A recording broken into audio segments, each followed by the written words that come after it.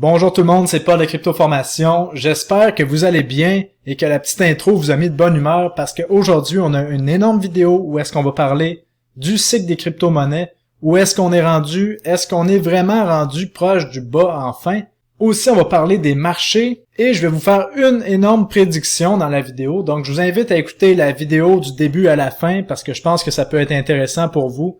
Et en plus de ça, ça va probablement être ma dernière vidéo que je fais pour les prochaines semaines parce que je vais devoir voyager à plusieurs endroits et ça va être dur pour moi de faire une vidéo. Je vais quand même continuer de vous donner mon opinion via mes médias sociaux qu'on voit dans la description des vidéos juste ici sur Twitter et mon channel Telegram et bien sûr mon groupe privé avec le rapport mensuel paulcryptorecherche.com. Ça va continuer. Et pour les vidéos, je sais pas si vous en rendez compte, mais ça fait plus de 2 ans que j'ai fait mon retour sur YouTube le 3 décembre 2020 qu'on voit avec cette vidéo-ci, où est-ce que je vous disais que le Bitcoin et les altcoins allaient commencer un cycle haussier massif.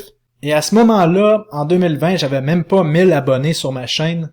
Et vraiment, depuis ce temps-là, on a formé une armée de guerriers. Et ça, j'en suis vraiment fier.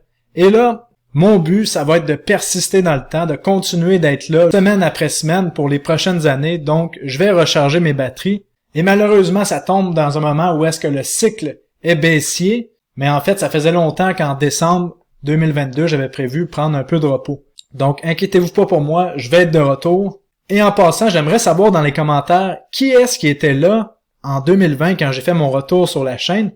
Et encore mieux, qui est-ce qui était là en 2017 lorsque j'ai fait mes débuts sur YouTube en parlant de crypto-monnaie. J'aimerais vraiment le savoir. Donc, n'oubliez pas de me laisser un commentaire.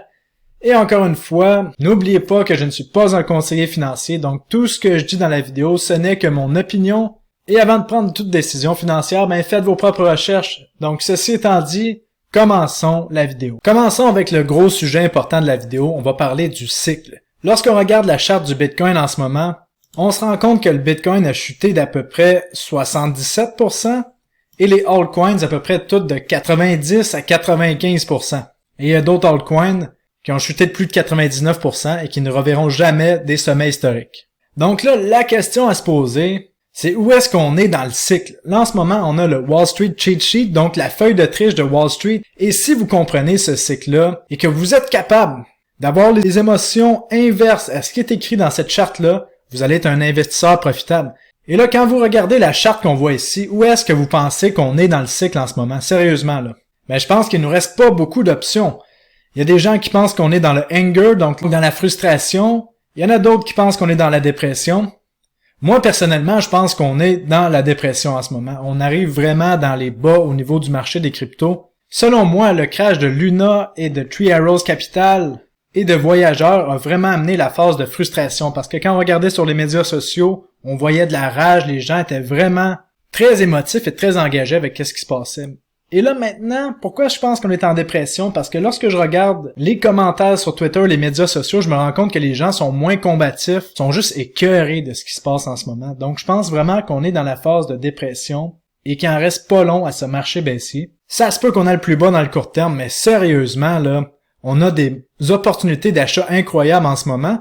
Et peut-être que ça paraît pas en ce moment, vous vous dites, mais là ça peut aller encore plus bas, ça a déjà chuté. Ben oui, c'est possible que ça aille plus bas, mais selon moi, les crypto-monnaies que je regarde, que j'analyse, qui je pense qu'ils vont être là pour le prochain cycle haussier, sont à des niveaux sous-évalués en ce moment, et là, c'est parfait. C'est lorsqu'on achète à des moments où est-ce que le marché est sous-évalué qu'on peut faire des gains les plus incroyables, surtout dans un marché comme celui des crypto-monnaies. Et est-ce que c'est grave d'attraper le bas ultime ou non dans des actifs qui peuvent faire des x10, des x20, des x50 dans un cycle haussier? Moi, personnellement, je pense que ça change absolument rien d'attraper le bas ultime. Je pense qu'il faut juste accumuler une position lorsque le marché arrive dans des bas. Et là, honnêtement, je pense que c'est ça qu'on est en train de voir. Les derniers cycles baissiers du Bitcoin, on a vu le Bitcoin chuter d'à peu près 80 à 85%. On est rendu proche de là. Donc, le gros de la chute est fait. C'est ça qu'il faut se rappeler. Est-ce que ça veut dire de rentrer à fond all-in aujourd'hui? Non, pas du tout. Ça veut seulement dire, pour ma part en tout cas, que c'est le temps d'accumuler des positions. Et c'est ça que je fais. Pour les gens qui me suivent dans mon groupe, vous le savez. Et en plus de ça, je suis en train de doubler d'efforts pour trouver les meilleures crypto-monnaies pour monter le meilleur portfolio pour le prochain cycle haussier avec les meilleurs narratifs. Donc vraiment, je pense que c'est le temps de faire ces recherches Et en passant, si vous voulez le résultat de mes recherches, ben venez vous abonner à mon site web paulcryptorecherche.com. Je vous donne le fruit de mes recherches, des cryptos que je suis en train d'accumuler, mon portfolio, vous avez accès au rapport mensuel et plusieurs autres intervenants. Donc, libre à vous de venir jeter un coup d'œil. Et sérieusement, si vous êtes un investisseur, là, posez-vous la question, comment est-ce que vous voulez être dans votre peau?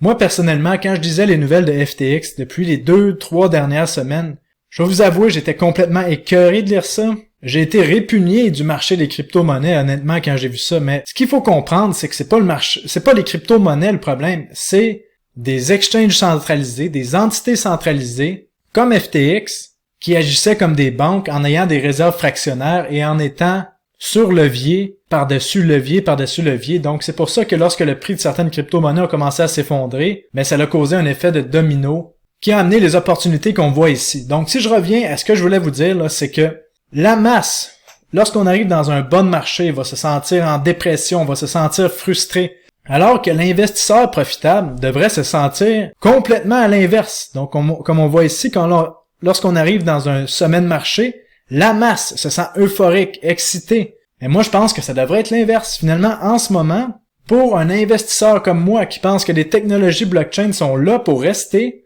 et qu'on n'a absolument rien vu de leur potentiel d'utilisation, ben en ce moment, j'ai eu une prise de conscience. Je me suis dit, ben je devrais être euphorique en ce moment de voir les prix que je vois là, surtout que j'ai du capital de côté. Et en plus de ça, j'ai pas envie d'être dépressif, d'être dépendant, que mon état émotionnel soit dépendant du marché. Donc, je fais le choix d'être heureux de pouvoir acheter des crypto-monnaies à bas prix. Et pour le prochain cycle aussi, on va devoir analyser les émotions du marché. Lorsqu'on va arriver à un sommet de marché, à la place de se sentir euphorique, on devrait se sentir, à l'inverse, dépressif ou même fâché de dire, bon, ben, c'est dommage, il n'y aura plus vraiment de gains à faire. Parce que lorsqu'on voit les crypto-monnaies qui ont toutes fait des fois 50 à fois 100, ben, normalement, il reste plus beaucoup d'opportunités à ce niveau-là. Et là, vous me dites, ben, c'est plus facile à dire qu'à faire. Ben, vous avez bien raison. Parce que dans le dernier cycle, j'ai aussi été pris dans certaines émotions et j'ai fait certaines erreurs. Je pensais que le marché allait plus haut alors que finalement, on avait déjà atteint un sommet de marché parce qu'habituellement, les sommets de marché en crypto se faisaient en blow-off top et là, on a eu un espèce de sommet qui était ennuyeux. Par contre, sur les médias sociaux, on voyait quand même l'euphorie dans plusieurs altcoins et on voyait des shitcoins qui explosaient à gauche et à droite. Donc, on peut jamais vraiment savoir c'est quand le haut ou le bas d'un marché, mais on peut quand même réussir à déterminer les émotions qui sont ici au niveau de la masse. Et après, c'est de nous réussir à se dégager psychologiquement de ces émotions-là et prendre des bonnes décisions financières. Comme quand on voit des crypto-monnaies qui ont monté de fois 50 à fois 100, mais il faut prendre des profits, ça c'est normal. Et en ce moment, quand les crypto-monnaies sont complètement défoncées, ben il faut être capable de se parler, puis de se dire, est-ce que j'ai vraiment envie d'être dans ce marché-là? Si j'ai vraiment envie d'être dans ce marché-là, ben c'est probablement un bon moment pour acheter. Mais je dois être capable d'endurer peut-être encore plusieurs semaines, plusieurs mois d'action de côté du prix, des hauts, des bas, avant qu'il y ait une réelle montée explosive qui va suivre au niveau des crypto-monnaies. Et là, dans les émotions qu'on est en ce moment, si on prend cette charte-ci, on voit qu'on est à des moments où est-ce que le risque est à son minimum et l'opportunité à son maximum si on croit que les crypto-monnaies vont être là pour le futur. Mais ce que je veux vous dire en ce moment, c'est que on a beaucoup moins de risques, selon moi, d'acheter des crypto-monnaies maintenant qu'il y a quelques mois. Mais est-ce que le risque zéro existe? Non, le risque zéro n'existe pas. J'ai lu le dernier livre de Justin Mamies qui nous expliquait que même si on a tous les indicateurs au même moment qui indiquent la même chose, ben il reste toujours un risque dans la vie parce que lorsqu'on met notre argent dans quelque chose, même si on pense avoir raison, ben il peut toujours arriver un événement externe à notre contrôle qui fait que l'investissement fonctionne pas. Donc, à chaque fois que vous mettez de l'argent dans le marché, rappelez-vous qu'il y a du risque, même si vous avez fait toute votre analyse et que vous avez tout le gros bon sens du monde. Et c'est pour ça que lorsqu'on investit, on doit mettre des montants avec lesquels on est à l'aise, qui nous permettent de bien dormir le soir et de pas s'endetter. Donc, ça permet qu'on peut être patient dans le marché parce qu'on se rappelle que le marché transfère l'argent des gens qui sont pas patients vers les gens qui sont patients. Donc, il faut s'assurer d'avoir un montant d'argent qui fait qu'on peut être patient avec. Donc, en gros, si on peut résumer l'investissement, on achète quand le marché s'est effondré et qu'il y a du sang dans les rues, et quand le marché commence à monter, ben on vend par palier. C'est pas plus compliqué que ça. Mais, qu'est-ce qui est compliqué, c'est de le faire. Et d'être capable de se gérer et gérer ses émotions. Donc maintenant, la question, à quand le point bas sur le marché? Ben, lorsqu'on regarde les nouvelles, on voit de plus en plus de gens qui disent que les bitcoins, le crypto-monnaie, c'est fini. Comme Peter Brandt me l'a fait remarquez ici, on voit sur le magazine The Economist qui dit que les cryptos c'est fini, Bloomberg dit que les cryptos c'est fini. Généralement, ce genre de nouvelles-là arrive dans un bon marché, donc ça c'est encourageant vraiment pour la suite des choses. Pourquoi? Ben c'est comme d'habitude, on veut faire paniquer les petits investisseurs pour qu'ils vendent leurs crypto-monnaies à rabais aux grosses baleines qui rachètent. Et tout ça, généralement, dans un bon marché, coïncide avec une crise, comme on est en train de voir avec FTX en ce moment. Donc, comme que je pense que les crypto-monnaies sont là pour rester, ben j'accumule des crypto-monnaies depuis mes cibles que j'avais établies, un Bitcoin autour des 20 000 $. Et là, la question c'est, est-ce que les crypto-monnaies sont là pour rester? Ben oui, et je vais vous faire ma prédiction. Ma prédiction ultime va de pair avec la phrase qu'on voit ici. Vous vous souvenez, là, lorsqu'il y a une nouvelle technologie ou quelque chose de nouveau qui arrive dans notre monde, au début, c'est ignoré. En deuxième, la technologie est ridiculisée. En troisième, on essaie de combattre la nouveauté et finalement, la nouveauté l'emporte. Et là, en ce moment, on est au moment où est-ce que le Bitcoin et les crypto-monnaies se font combattre par le système financier qui est en place. Et là, la dernière étape serait que les crypto-monnaies gagnent. Mais honnêtement, je pense que les crypto-monnaies ne gagneront pas comme qu'on pense.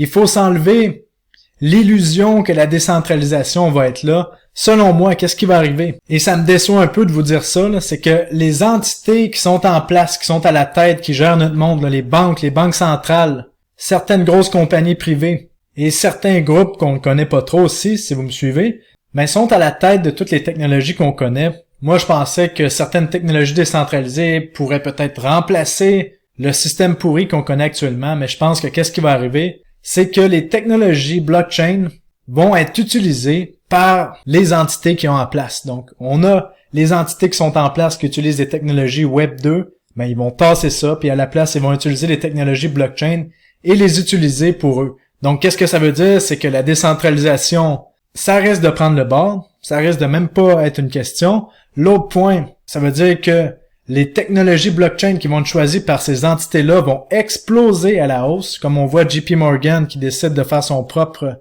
portefeuille des crypto-monnaies, JP Morgan que je vais parler qui fait des transactions dans la DeFi avec Aave, Matic, Ethereum pour amener des trillions de dollars dans la finance décentralisée. Donc vous comprenez que ces projets-là sont là pour rester. On voit la blockchain de Matic qui est utilisée par Instagram pour faire des NFT. Donc ça aussi c'est là pour rester. On voit des projets qui accumulent des brevets comme avec Veracity pour le Watch to Earn. Ça aussi ça va être là pour rester.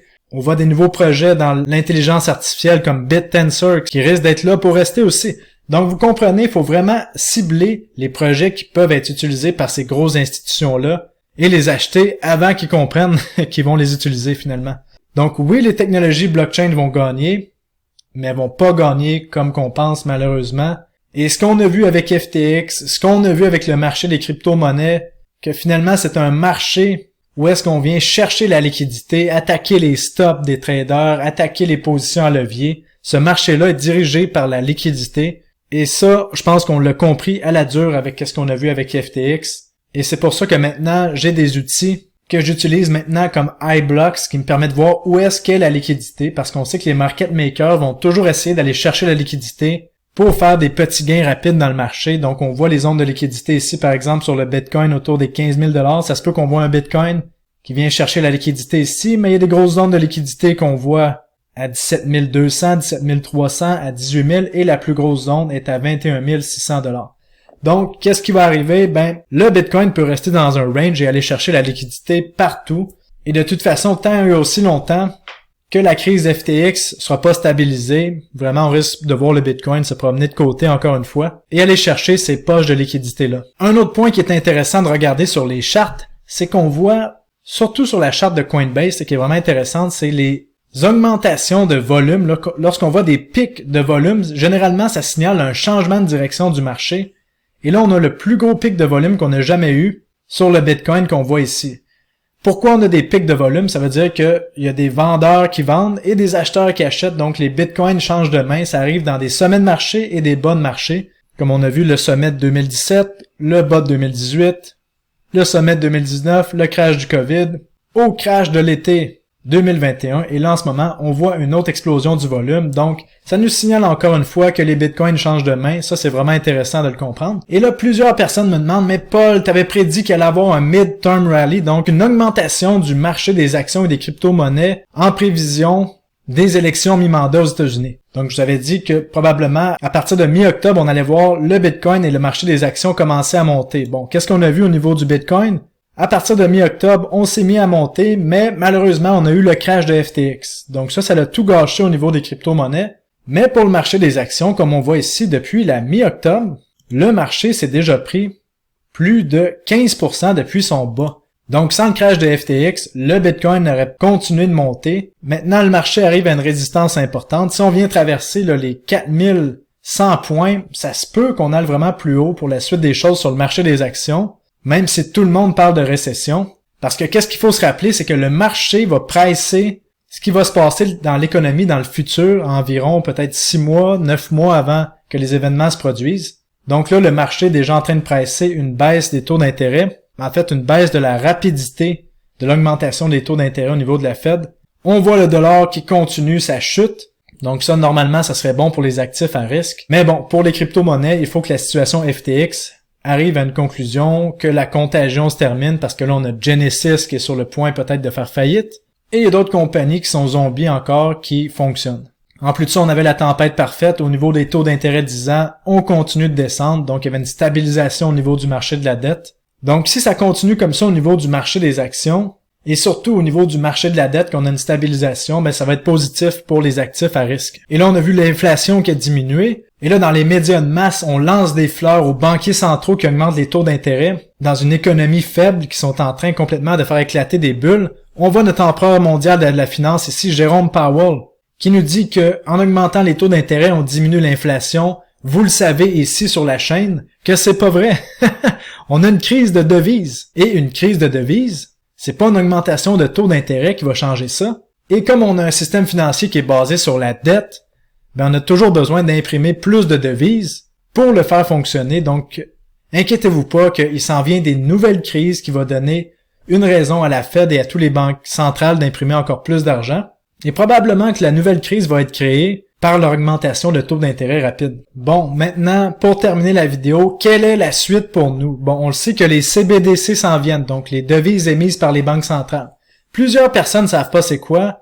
Vous, sur la chaîne, vous le savez. Et là, je me suis fait poser une question vraiment intéressante qui disait c'est quoi la différence entre les CBDC et le système qu'on a actuellement avec nos dollars numériques? Parce que c'est vrai que la plupart des transactions sont faites de façon numérique. Et c'est ça qu'on va essayer de vous faire passer. On va essayer de vous faire avaler la pilule que ça change absolument rien pour vous. Mais je vais vous expliquer la grosse nuance ici. Les CBDC vont vous permettre un contrôle absolu aux banques centrales sur nos transactions. On n'aura plus aucun droit à la vie privée. Et là, on voit la Banque centrale du Japon qui commence à tester des CBDC. On a vu la semaine passée aux États-Unis qu'on commençait à tester des CBDC. Et là, c'est intéressant, une nouvelle qui est parue aujourd'hui que les banques centrales, en tout cas la Banque centrale américaine, pourraient considérer certains stablecoins comme leur CBDC. Bon, comme que je vous avais parlé avec le USDC dans une des vidéos précédentes. Donc ça aussi, c'est intéressant à voir. Mais ce que je voulais vous dire, c'est ça ici. C'est qu'en Chine, le yuan digital risque d'avoir une date d'expiration. Donc vous comprenez, vous recevez votre chèque de paye et vous avez 1 mois pour dépenser vos dollars. Et si vous n'avez pas dépensé vos dollars, ben, ils n'existent plus dans votre compte. C'est ça qu'ils vont pouvoir faire avec des CBDC. Et ça s'en vient près de chez vous. Et si vous pensez que ça peut pas arriver, ben, regardez le chef du World Economic Forum, Klaus Schwab, qui est le groupe de lobby le plus puissant au monde, qui va influencer tous les gouvernements du monde, qui nous dit que la Chine, c'est un modèle pour plusieurs pays, sont en train de créer le nouveau monde de demain. Donc Klaus Schwab est vraiment d'accord avec tout ça. Et on se rappelle que le World Economic Forum, un de leurs buts pour 2030, c'est qu'on possède rien et qu'on soit heureux, donc qu'on passe dans une économie, qu'on loue tout ce qui va nous appartenir. Et on voit des compagnies qui commencent à faire ça, là, comme on voit Mercedes qui va charger 1200 $ par année pour avoir un auto qui va aller plus vite. On voit de plus en plus de compagnies d'automobiles qui commencent à charger des forfaits mensuels pour avoir certaines options. Vous voyez, l'économie s'en va vers là, vers une économie où est-ce qu'on possède de moins en moins de choses et qu'on va devoir louer. Donc, qu'est-ce qu'il faut faire avec ça? Ben, faut refuser les CBDC. Parlez-en aux gens autour de vous. Refusez. Peut-être si on est une grande partie de la population à comprendre qu'est-ce qui s'en vient, on va pouvoir s'en sauver. Donc, vraiment important de faire ça. Et pour terminer, j'aimerais parler de la situation avec FTX, qui va nous amener à parler des médias. On voit ici que 2 semaines après le crash de FTX, vous connaissez l'histoire. Vous savez que Sam Bankman-Fried, c'est un des plus grands fraudeurs de l'histoire. Prenez l'argent des gens qui avaient déposé. Utilisez cet argent-là pour s'acheter lui-même des maisons aux Bahamas, donner de l'argent à ses amis démocrates, attaquer les stops avec sa société Alameda. Tout ce qui est dégueulasse le faisait. Et là, les médias de masse, 2 semaines après le crash de FTX, sont en train d'encenser Sam Bankman-Fried. Comme vous voyez ici, le fondateur de Sam Bankman-Fried voulait prévenir une autre pandémie, comme il est génial. Il y a même Reuters qui a osé dire que Sam Bankman-Fried a fait une faveur au système financier. Et la CEO de Alameda, qui transigeait avec l'argent des déposants, on est en train de lui mettre une couronne sur la tête en disant que c'est une reine, la reine Caroline. Donc là, c'est terrible. Donc vous comprenez, nous, on sait exactement l'histoire qui s'est passée avec FTX, et on se rend compte que les médias de masse vont pousser des nouvelles comme quoi que Sam Bankman-Fried et Caroline Ellison, c'est des héros, alors qu'ils devraient être en prison. Donc, je vous parle de ça parce que c'est une prise de conscience à faire. Là, c'est le premier scandale, moi, personnellement, que je connais ce qui s'est passé de A à Z. Et je sais que ces gens-là, c'est des criminels. Et dans les médias de masse, qu'est-ce qu'on va dire? C'est que c'est des bonnes personnes. Et la plupart des gens suivent pas des chaînes YouTube comme la mienne, donc pensent que ces gens-là, chez FTX, étaient des bonnes personnes. Donc, imaginez le nombre de bonnes personnes qu'on se fait pousser dans les médias sociaux, dans les médias de masse, que finalement, c'est des criminels. Donc, je voulais juste vous allumer là-dessus avant de partir. Donc, voilà, c'est pas mal ça que j'avais à vous dire aujourd'hui. J'espère que ça vous a fait prendre conscience de beaucoup de choses, cette vidéo-là. Je sais qu'elle était massive, mais je tenais vraiment à vous le dire parce que dans les prochaines semaines, je pourrais pas faire de vidéo. Donc, profitez de cette dernière vidéo. N'oubliez pas de me laisser un commentaire. Et nous, tout le monde, on va se revoir quand même d'ici quelques semaines dans une prochaine vidéo. Donc, je vous souhaite une belle journée à tous. À la prochaine. Salut. Bye bye.